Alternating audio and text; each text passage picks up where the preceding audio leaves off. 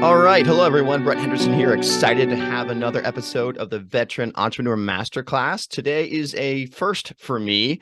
This is exciting. Our guest is Lacey Langford. She is a fellow veteran and podcaster. So this is my first time having another podcaster on here. So I'm a little nervous. She has a lot more experience than I do. I'm still a rookie compared to her, but hopefully I can work at her level. Let's talk about that.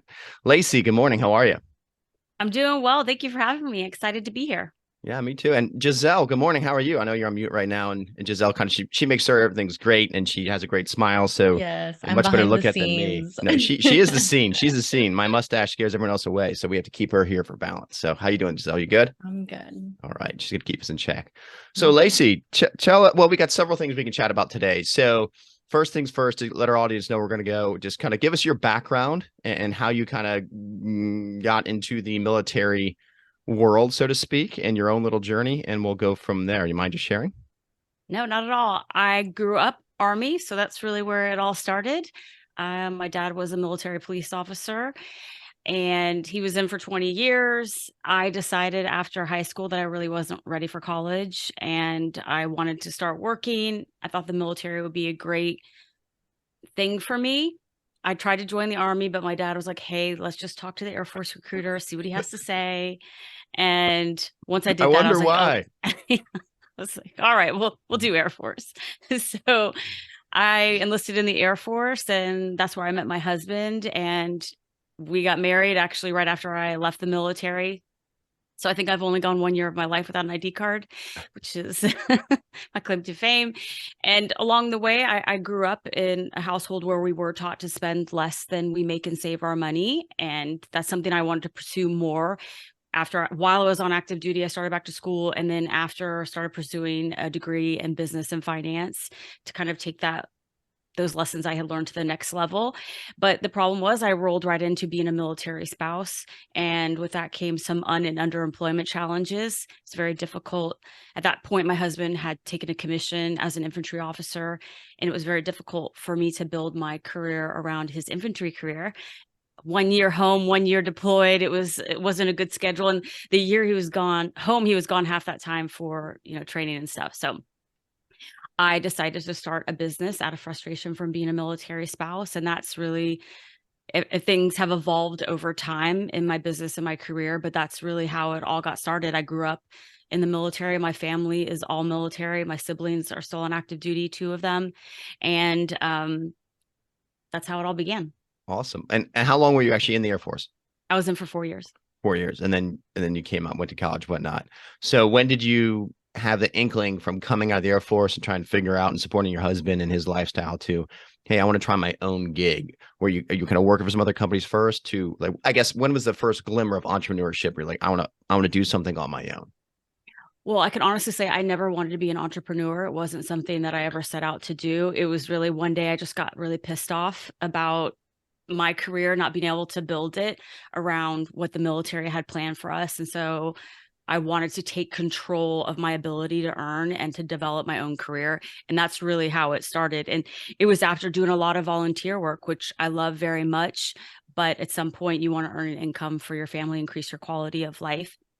And so that is ultimately why I started into entrepreneurship, not because it was something I had a deep passion for.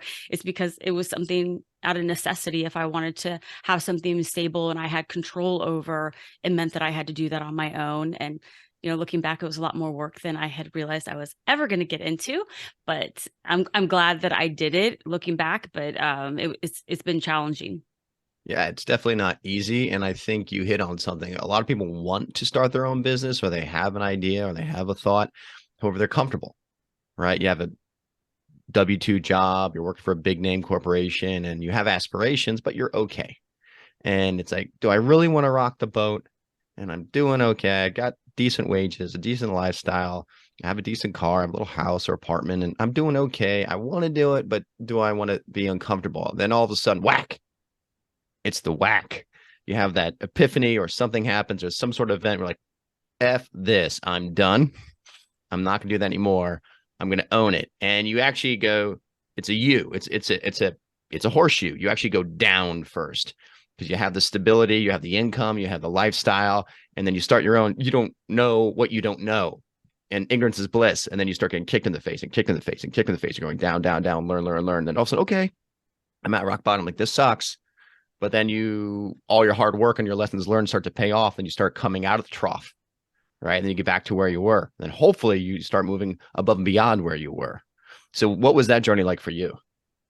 Well, I had a huge safety net. I have the benefit of my husband's full-time income as an infantry officer. So that to me was something also that helped greatly. A lot of people don't have that benefit or that resource to start their business. And like you said, you're definitely going to take a hit in quality of life and also a hit in the time that you have that's free, all of those things. But I was lucky enough financially to have the support of my husband's career in order to start building my business where it wasn't as detrimental to not bringing in as much money as possible, because there was still a roof over my head and food on the table.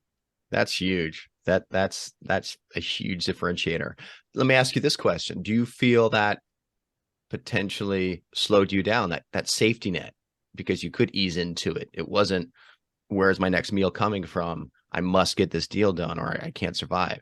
Do you feel at all having that safety net hindered you or slowed down your momentum at all? No, I think it was being a full-time mom that really slowed me down. I didn't have the, free time to be spending all on my business. It was really in the middle of the night, during nap time, those preschool hours when I was able to build my business. So I don't think it was necessarily financial that hindered me. Now, of course, if to be honest, I Of course. wouldn't gone into entrepreneurship if it meant that I wasn't going to have a meal or provide for my children. I probably would have had a side hustle or some type of other income coming in while I built my business. And really, that's what I did in the beginning. Besides, being a financial coach and creating my coaching business, I still did freelance writing work in order to make money. I did consulting. I, wrote blog articles for my own website where maybe they were sponsored or something like that. So I definitely wasn't solely on my coaching income in the beginning. It really was, even within my business, a side hustle. Makes sense. Makes sense. I'm glad to see you pulled it all together. So it's probably a natural evolution from writing this, and you keep going in that direction. Maybe you weren't 100% certain what it was ultimately going to look like. Is that a true statement? Yes. And so when did you, in your mind, feel like, bam, this is working and I feel okay and I love where this is going? Or have you had that feeling yet? Mm, I don't know that I've had like I've kind of made it, or I've, done all of these things. I will say I've started to feel things get a little bit easier. So I didn't have to hustle so much for that opportunity, because that's really ultimately everything that in building a business, you're hustling for every single thing that you have. Every connection, every money-making opportunity, the thing that you're selling, the service that you're selling, you're hustling for that. And so I feel like sometimes now it's like, okay, wait a minute, that was really awesome, that all of this groundwork that I've laid down over the years have created opportunities for me that may not feel like it's a lot of work now, but really, I mean, it was years of work to get that opportunity. No, I think you hit the nail on the head. And I will share, and for our audience who's listening too, and this is something Giselle and I go back and forth with sometimes, is when you work your hustle to find a client or an opportunity, and I work with individuals as well as corporations, and it's taking me sometimes years to build that relationship, to earn their trust, to earn their confidence, where they like, trust, respect me, and are willing to work with me. And then we bring in a vendor to service them for different areas. And that vendor, the service rep, is a person that got a job, got hired, and is given the client that I work so hard to build that relationship, to get to know them, to understand their pain, to see their challenges, to provide massive value, or else why would they engage me? And then I sense and see the indifference. It's just another client, just another check in the box, another work. It's work for them. They're given a client load of 40, 60, 80, sometimes 100 companies to work with, 100 clients to work with. And it's just a number for them. But that number is a deep relationship for me. And so when I see poor service come from a vendor, I take it personally as a slap in the face against all the hard work I've done for years to build and grow that relationship because that is a relationship. And the money that comes in from that relationship is the direct fruit of all my work and effort and labor over the years. And so when I see a vendor, and it's understandable, it's just, they're given a client load, it's just work to do, and they're paid for 40 hours and they have to get it done. It's a check in the box and just get it done. But the vendors don't understand, or don't always take a step back to realize the work that's been done to build the level or their book of clientele to service. Right. So that's something I see all the time. And I don't mind saying I'm a straight shooter and direct. And so when I see poor service, I'm pretty stern and forward with our vendors. And I'm known for that. It's my reputation. However, but it's personal, because when you provide bad service to my clients, you're jeopardizing my relationship. And I will not allow you to do that. I will have you removed if you're going to jeopardize my relationship with my clients I've worked so hard to attain. So just when you are sharing your piece, it just is triggering things in my mind.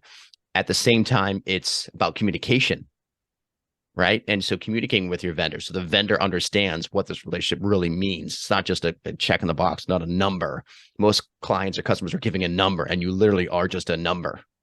And even today, Giselle and I were working on servicing one of our clients. Hey, here's this issue. I gave him the name, and the vendor comes back, what's the number? And it just shows it's just a number to you. You should know all of your advisors' clients by name. So when I say, hey, here's my client, here's the name. Oh, I know that client by name, not their number. And so it's just a relationship and way of running a business. So a bit of a tangent there. And Giselle always yells at me, I go on tangents. And this is your podcast, not mine. But we're in the same space. So this is kind of fun for me because you're also a peer and I'm in a safe place. So a lot of people would say we're competitors. Why would you have a competitor on? No, we're in the same place, and there's so many different views, and you're a woman and I'm a man. There's different perspectives about that. So thank you again. I'm going to shut up and come back to you. So let's talk about your business now and what you're doing to help veterans now. So I have a coaching business, but predominantly all of the work that I do, actually all the coaching I do now at this point is pro bono. I, along the way, was very uncomfortable with charging service members and their families to help them with money. But I wanted to make money because I worked very hard to get my education and experience, and I wanted to increase my quality of life. And so along the way, another thing just happened. Like I got really ticked off. I was like, this isn't working. I'm going to continue to just be like, all right, you don't have to pay me. And it's basically volunteer work. I mean, if you're not making money in a business, it is volunteer work. It's not a business. And so I came up with the idea that I would get a third party to pay me to do the work that I do. I go to brands and companies and let them know the projects that I'm working on and see if they'd like to help support me to help the mission that I'm working on. And then that's also why I created my podcast. I wanted to be able to help more people and reach more people, and creating a podcast to talk about topics that are impacting the military community to help them make, save, and invest money wisely is everything the Military Money Show is about. And that was another way to earn income, but also help more people. And so it just evolved, but those are the big work that I have been doing. And then a recent transition in my business is, you see a problem and you're either going to be part of the problem or you're going to be a solution. And for me, it was the military money community not coming together and engaging with each other. I'm very blessed to get to talk to a lot of people and a lot of companies in the work that I do. And I hear wonderful work that people are doing, things that they're trying to fix, problems that they're seeing early on. But then I started to see people didn't know about each other. They weren't communicating. There's all these ways to make money. I also struggled with mentorship while I was in school after active duty. I was a non-traditional student. I'd already served, and I needed somebody to kind of explain the playing field in finance for me so I could understand the positions to see which one I wanted to play. And so there was this lacking mentorship in our community. And what I ended up doing was starting a conference called Mill Money Con, in order to start getting people together, to start talking, to learn solutions other people are using, to maybe understand trends that are happening before they get out of hand, like buy now, pay later or something. And really just be able to help each other. Rising tides lift all ship. That is the foundation of the military community, and that applies to financial professionals. And the stronger we are, the more that we can help the military community. We may not be tip of the spear, but we can help sharpen the blade. No, I think that's great and very well said. And I'm actually happy that we're having this discussion, because for me, a lot of vets that reach out to me are more at that level. They're kind of coming out, they're trying to figure it out, and a lot don't have money, and they're trying to figure out which way to go. And for me, humbly, I don't mind sharing. I'm like, look, I help you once you've made it, and once you've made some, you make more. That's where I come in. I'm not doing. Yeah, we will educate. We will talk about benefits of a Roth IRA, getting something going, something simple. But normally for me, I'm working with executives already. They've been out for 10, 20 years. They've built a business, or they came out of the military as a field grade officer, and then they've moved over into corporate America, and they're having success there in leadership, and they're then stepping into leadership roles in corporate America, and they're trying to, how do I make the company better? And so that's kind of where I play and work with the corporate, the C-suite versus the brand new staff. However, we're going out this afternoon. We have a client, and it's it's a public entity. However, it's run by a lot of veterans. I'll just say that. And so, but their staff wants help. And so I run 401k, so investing 101. And so it's interesting for me. Everyone wants advice and guidance, and they just want you to show up and give it to them. Like, well, you can't. It's just like you go to the doctor. The doctors, you're not going to the doctor's office. Doctor, I got a pain. Oh yeah, here's a drug. Well, that happened in the 90s. I think those doctors are all gone now for giving Quaaludes and other weird things.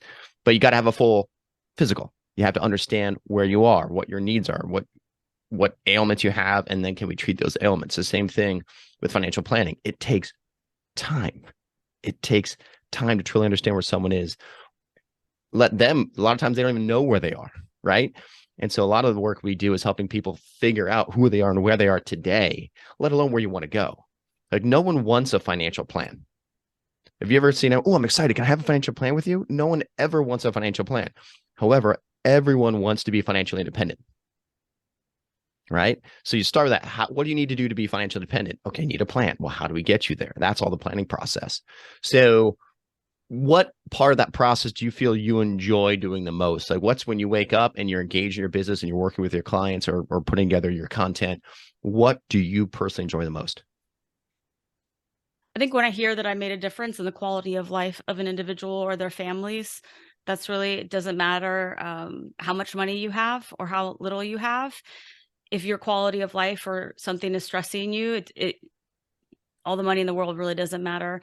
If it's something that you might be very successful, but you're getting ready to get divorced and you need to understand your finances through the divorce process, or if you're in debt and you don't understand how to get out of debt, if you are trying to start your life with your new spouse and you don't understand how to start saving for your retirement, understand the blended retirement system, those type of things. So to me, it's very basic, is that, having a positive impact to somebody, the knowledge that I have that I can share to make it so somebody is not as stressed or feel that they have something now to help them cope, a tool or a resource.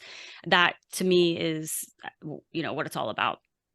No, I think it has to be altruistic in nature. It can't just be about money. And same thing for me when we go out, and even Giselle's seeing when she comes out. Are you coming with me today, Giselle? Are you going to come with me? Oh, she's on mute, whatever. But we have a meeting after this, and I hope she comes.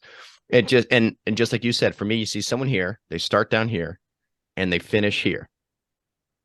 And after our interaction, that is rewarding to me. Seeing someone there in one space, you engage with them, you help them, and they're in a better place.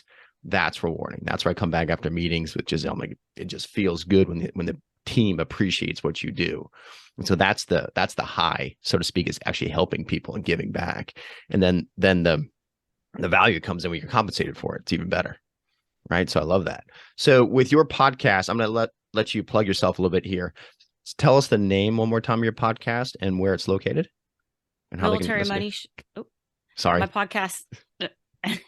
My podcast is the Military Money Show. You can find it anywhere podcasts are at, or at LaceyLangford.com/podcast. You can listen there and download, but it's everything to help the military community make, save, and invest money wisely. And, we're coming up on, I think, 218 episodes. Wow. That's impressive. Do you have one episode, if not to put you on the spot, but I'm going to put you on the spot. Do you have a thought or an episode or a recent experience that jumps out? Oh yeah, this was a really good one, or the one that you think veterans would appreciate the most that are listening right now? Should have warned you about this one, but it just came to my mind. So forgive me for that. That's okay. I know Giselle can edit out dead air. Yes.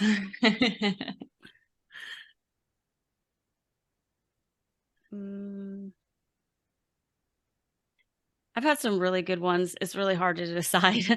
on what would be kind of one that's top of mind. Some of my favorites, though, every Sure. year for my birthday, I do a special show where I get to do whatever I want. And I've interviewed my family members, to include my 96-year-old grandmother, to, record history and money, that the way it was back then, what they did. I mean, debt wasn't a thing. You didn't borrow money. You kind of made do with what you had. So those are important to me. But also I've had some shows where, talking about how to become a happy retiree. All the work that you're doing right now is for the future. I always say that you're in your earning years, you're really making and saving money for two people, for yourself and your 80-year-old self. And if you are not spending less than you make and putting it away for the future, you're not going to have the quality of life that you want when you're 80. So some of the shows talking about how to really lay down that groundwork right now in order to have a better quality of life and better future, I think are really important. And then subjects like, the survivor benefit plan, that's really important. The SGLI, things that are really important in our community to understand, because it has a financial impact on you, whether you know it or not. So those are some of my faves. Hey, let's go granular for a little bit. Let's talk about SGLI and then the survivor benefit. Is that what you said? Survivor benefit. So these. Go ahead. What are those? What are those? Well, the SGLI is the Service Members Group Life Insurance, and the SBP is a survivor benefit plan. That's something when you retire from the military, you have to make the choice if you are going to elect that, so that if in the event of the service member's death, the spouse receives their pension even after their death. It's at a reduced amount, and that's a decision that military spouses have to sign off whether for or against when the service member retires. And that's a big decision that people face. And sometimes people think, well, I could take that money, the difference, because you're going to get less money each month while the service member is alive in order to have that after their death. Some people say, well, I can get an IRA or some other type of investment instead of doing that. But I think it's a very personal decision. I think a lot of people don't prepare for it enough. Just like getting out of the military, you should be working on that sucker 2 years in advance, at least, before you separate or retire. And the decision for the SPP is something that, is a calculation that's going to be very personal. It's also going to have to do with the ages of the spouse, other finances that you have. So, but that's a really important decision. And the SGLI, that's your insurance while you're on active duty in the event of your death, but it also comes with, you can get the family SGLI. And then as a veteran, you can get the VGLI, which is the Veterans Group Life Insurance. That's something you have to make the decision when you separate or get out or retire. But all of those things play into, financial security. If you've worked really hard and done all the things you're supposed to be doing, staying out of debt, saving for your retirement, their insurance to protect what you've built. And it's something that people should give consideration to.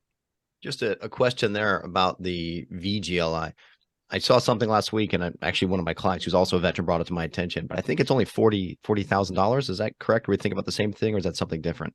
There's different amounts. I'm not sure all of the different amounts. It's what you elect, but Okay. And it's expensive, because if you think, you're not taking a medical exam to receive that insurance, and it increases as your age does, the price of it. So for some people, it's not a good fit versus, if you got a term life insurance policy while you're on active duty. If you're, getting near the 40-year-old range, you might want to start looking at, getting term life insurance, because the older you get, if you have more ailments, things like that, it's going to be more each month to get that term life insurance. Do you help are they clients of yours, or are they just, this is your altruistic mission where you're just giving advice and guidance for free on the webcast? Your podcast, excuse me.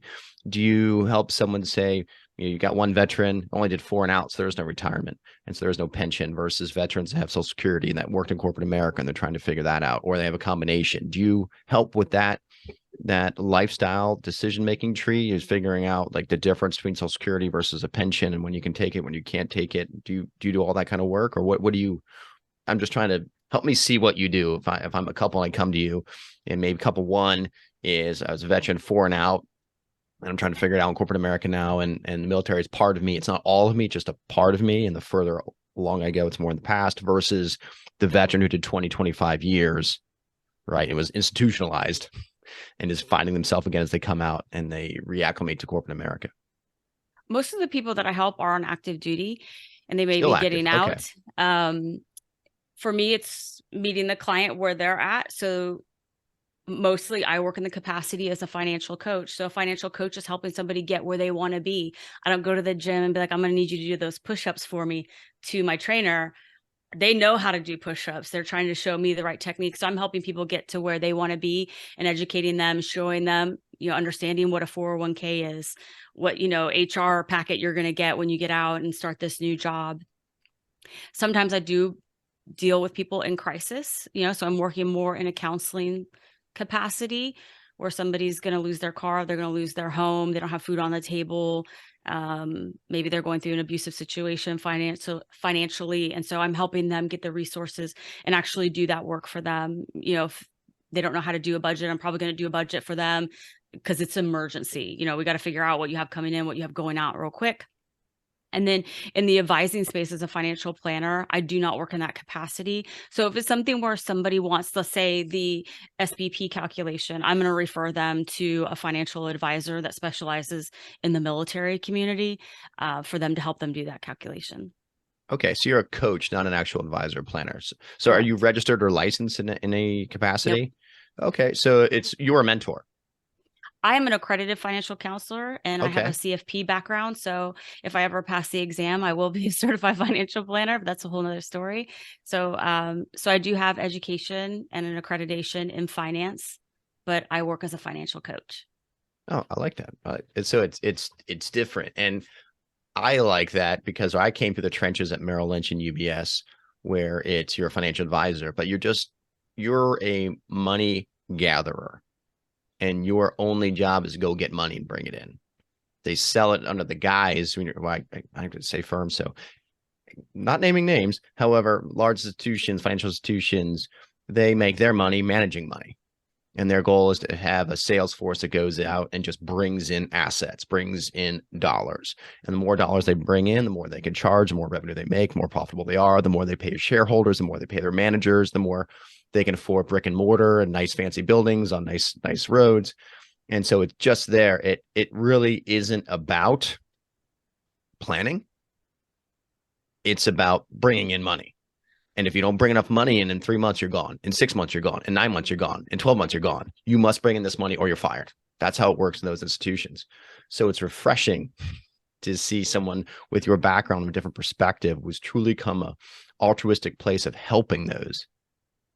And Yes. I think it's refreshing. And so like, I'm actually, as we're going through this, like you are going to be a resource for me as I have people reach out to me. I'm going to send them your way to get some coaching. And so I'm actually happy about this relationship that we're building right now.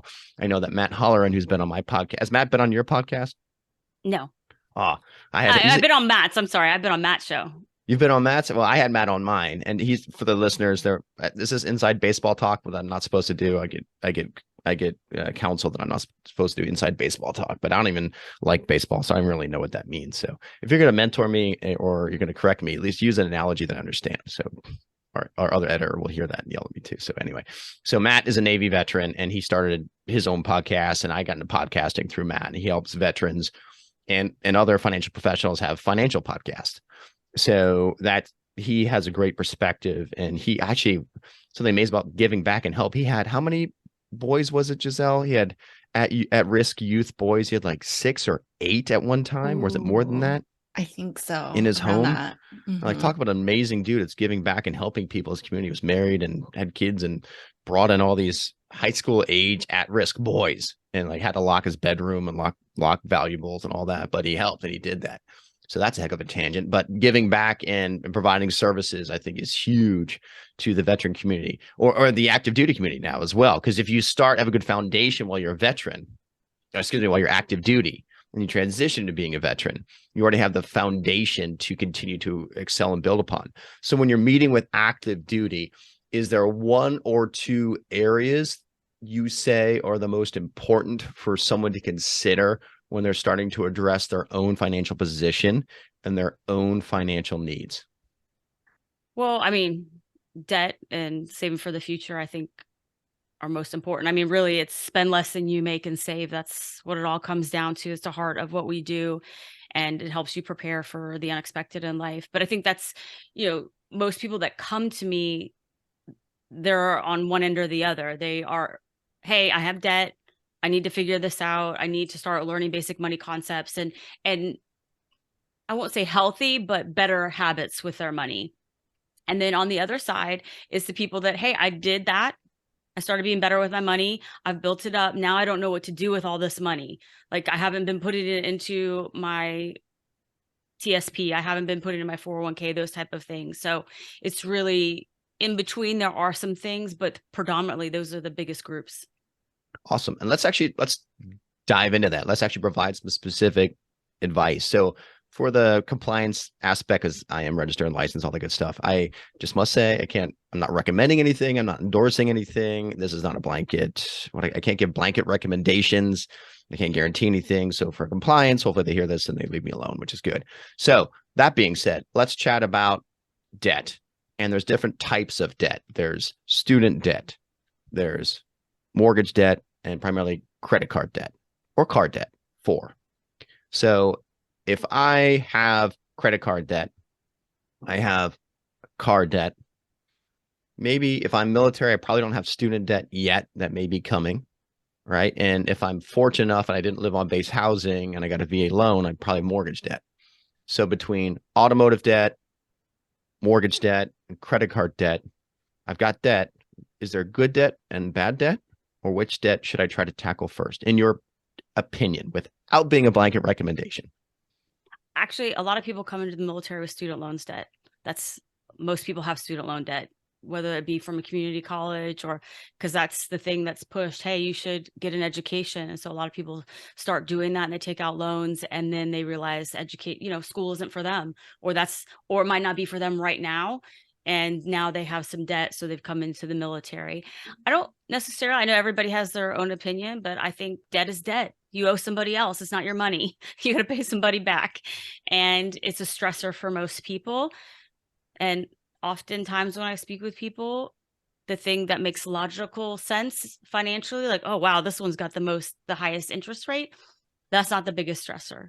It may be something they've had a long time that they had before they got married. And it's a fight that they have with their spouse all the time because it's the debt they dragged in. It's not our debt, So there's people, I call it their backpack full of BS. Everybody's got one. They're showing up to a relationship. They're showing up to work. Everybody's got one on their back. And that applies to especially their finances. So I say, if you have debt, you have to have a plan to get out of it. And often it may not make sense to other people, but it needs to make sense to you if you're in a relationship, to you and your spouse or your significant other. And, but if you don't know where to start, probably want to start with the stuff with the highest interest rate. You might have something that is maybe you owe $500, but has a low interest rate. You might want to just get that one done, get it off your back. So now you have less to manage. You freed up some cash flow to go after the other debt. So it really just depends on you. I recommend, talking to somebody. If you're on active duty, you get free financial help on your installation at the financial services office. If you're Air Force Aid Society, Army Emergency Relief, that type of stuff, you can go in and a financial professional will help you create that budget and help you create a plan for getting out of debt for free. I think that's great. I just want to dive in a little deeper on just two of the things you discussed, because I actually agree with you. So in theory or practice, it's normally recommended to pay off the highest interest rate first, because that's costing you the most. The higher the interest rate means the more you're paying, the more that money is costing you to borrow. However, it feels good when you accomplish something. So you got something small and you can bang it out.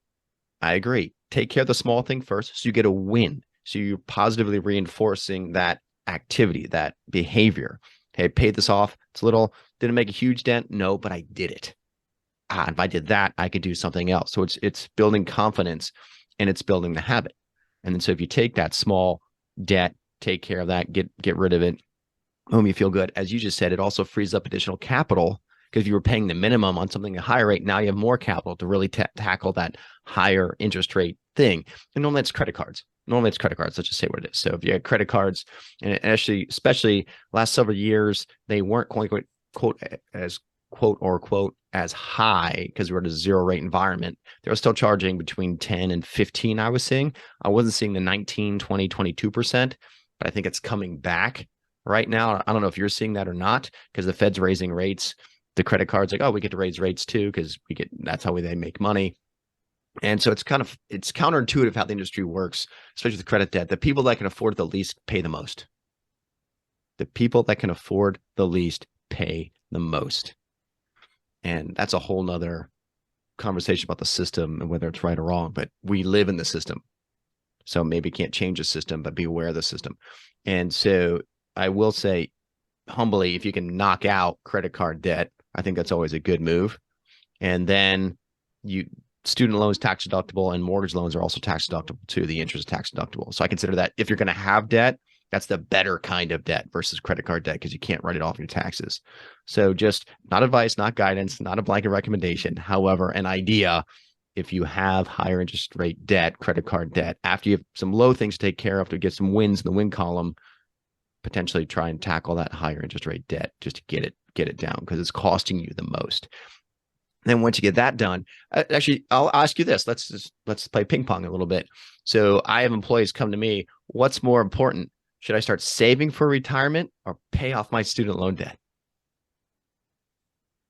Well, I mean, I think everything in money is personal. Like each person is going to be different. The advice, they have different goals, they have different income, they have different debt, that type of thing. So student loans are saving for retirement. I would look at the interest rate. If it's a high interest rate, I would definitely be paying off my student loans. You're going to lose money in the spread, the interest that you're paying versus the interest that you're earning. So I would really be looking at that before I would make the decision on the way to do it. But then also part of that is getting started. That's stressful for some people that they haven't even started. So yeah, it might be losing a little bit of money, but it's your mindset. You can sleep better at night, and all of this with money, you have to be able to sleep at night. So I always say the one thing that you think of that puts a pit in your stomach is the thing that you should be handling first. And so if it puts a pit in your stomach that you haven't saved for retirement, you need to get all over that.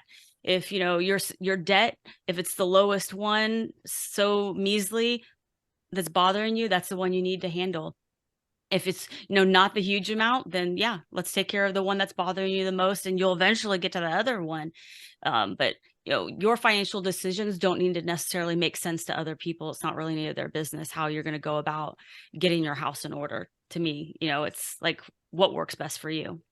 Yeah, I completely agree. I think if someone comes, especially depending, everything's custom, right? It's that unique prescription. You're the doctor. There's no general advice. However, if someone comes to you and they've got those two big things, should I start saving for retirement and paying off debt? Why not do a little bit of both? Yep. Right? Because you got compounding. The younger you are, you can compound, right? So if you can start saving something for retirement, there's all those charts out there that show the 20-year-old that does X amount versus the 30-year-old that does double what the 20-year-old does, still never catches the 20-year-old that's doing less because of compounding, and they have time on their side. And I think those charts are pretty compelling for the case of, again, not a recommendation, not endorsement, just saving for retirement. The younger you can, the sooner you can get something going. Something. I know it's $50, $25. Do something every month, right? And then you got student debt. And once you get something every month towards retirement, then you can do something every month towards paying off your student debt. I think a lot of student debt's been pushed back with COVID. I know the government's helped a lot of individuals with student debt not have to pay that back, and that it could be a potential deferment of only 10 grand, but something's better than nothing. So I think that is very, very important. The main thing, as you just said, is to get something going, right? Start doing something and start forming that habit. And as your financial position changes, you get a raise. Do you go spend it all somewhere else, or do you give yourself a raise and save more for your retirement or pay off more of your debt first? Having those decisions and being prudent and paying yourself or treating yourself like your biggest liability and your biggest asset at the same time. Take care of yourself. I think that's huge there. Is there one kind of faux pas or mindset issue or negative versus positive that you see or people come with to you when they're conversing with you? Is there something like, oh, not another one of these, or oh, why does someone think this way? Why does society teach that? Is there any recurring mindset issue or problem or falsity that you think is out there that could be corrected in a broader society? Yes, I think seeking financial guidance is a hard thing for people. And often they're nervous to speak to me. They think I'm going to repeat something they say, or I'm going to judge how they spend their money. It's their money. They earned it. I'm not trying to tell them how to spend it. I'm trying to tell them how to be best with it to reach the goal that they just told me that they want to reach. So if you tell me you're trying to reach this goal and I see it's not aligning with how you're spending your money, it's not congruent, I'm going to point that out. But I think, the relationship you have with money and worrying about what other people think, whether that be me as a financial coach, what other people think about your financial situation is one of the biggest um, things people struggle with. And I wish more people knew about, is to say like, hey, actually, there's a lot of people that are way worse off than you. It blows my mind so many times when people come and like, oh, I only have, $50,000 saved towards retirement. I'm like, you're in your 30s. That's way more than a lot of people that are 50 have. You just never know what a person's situation is. So you shouldn't try to compare. You also don't know their debt, how much their spouse is earning. There's all these factors that go into it. And then also the help. Like, hey, my job is to understand that. So it took me years to be able to answer your question in 30 seconds. Well, me being able to answer it that quickly could relieve a lot of pressure from you. It could give you something to cope, or a resource or a tool, or let you know, hey, that's actually not a problem, or that's a quick fix. We'll knock that out right now. So I think people's mindset and how they worry about what others think is an issue. I think that's huge. And one thing I will share, I find when I meet with employees of companies to discuss 401ks, everyone knows what they should be doing. They know they should be saving. They know it's important to save. However, they live today. And I feel pain today, financial pain today, and my money's going to go where I can alleviate that pain, or where I feel I'm alleviating that pain first. Right? When you're in pain, you're going to do whatever it takes to alleviate that pain. And I have employees reach out to me all the time, and these people are higher up within the organization. Brett, I know everything you said right. I know what I should be doing. And I'm like, let me guess. You're the ostrich putting your head in the sand, and you don't want to, because you don't want to face reality. And there's a lot of that. And like, yep, I'm just going to stick my head in the sand and not think about the future. I'm here today. And they know, and they admit it. And it drives me crazy, but that's human nature, because people sometimes feel I should be further ahead. I should have more saved up. I shouldn't be renting. I should be owning a home. I should have this debt paid off. I should not be where I am. And rather than have the difficult conversation with yourself and look in the mirror yourself, okay, I made some poor decisions. Maybe I wasn't educated, or this happened. You could be a victim, whatever, but you are where you are today financially.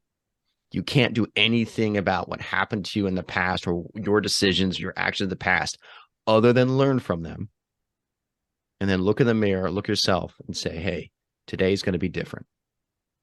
I'm going to do something different today. That's the hardest step, I think, for anyone, because what? It's change. Everyone hates change. Everyone knows what they should be doing.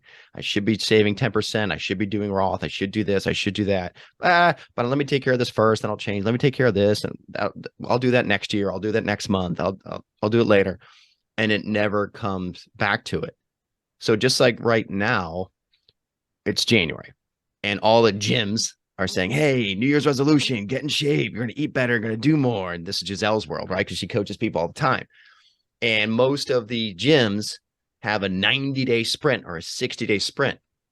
Well, why do they do that? Because then get you in the gym 3-4 times a week for 60 days, 90 days. You're then what? Creating a habit. And so if you have that habit of working out 60 days or 90 days, are you going to stop on the 91st day? Probably not, because you got results. You feel good. You got through the initial pain and the hurt, and now you feel good and you're seeing results, and you want to keep that going.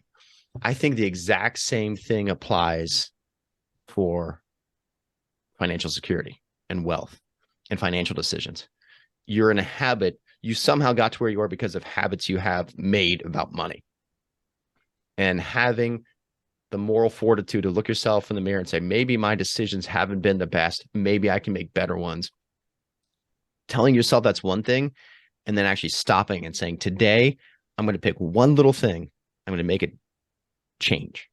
and have that one small baby step change. I hate to, what was that movie? What About Bob? Baby Steps, or that book from What About Bob? Baby Steps with Bill Murray. But it's so true. One change, one small step. All right. That's the key to a new financial positive habit. And then you get that, okay, I got this one. Then I can do another, whatever that second step is, and just have that change. I think for me, what I see with people, myself included, it's hard for me sometimes too.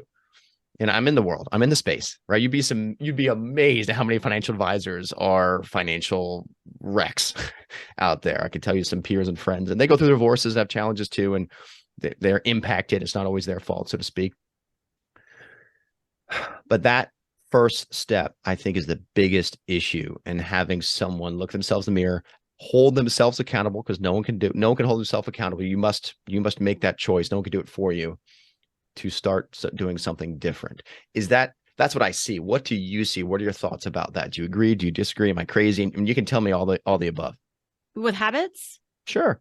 Just the thought of someone who is maybe is in a financial challenging situation and should make a change. They know they should make a change, but they have to choose and actually implement the action. Knowing what you should do and doing it's two different things. Is that the hardest part for anyone financially, is knowing what they should do and taking that first step towards change? Yes, I think change is difficult for everyone, whether that be, money or anything in life. It's difficult when you don't know what's going to happen. The fear of the unknown gets people. So I think it's important to remember that whatever situation you're in, if anything, I mean, not even money, that it's not forever, it's for right now. Like, you just got to get through, and things are going to get better.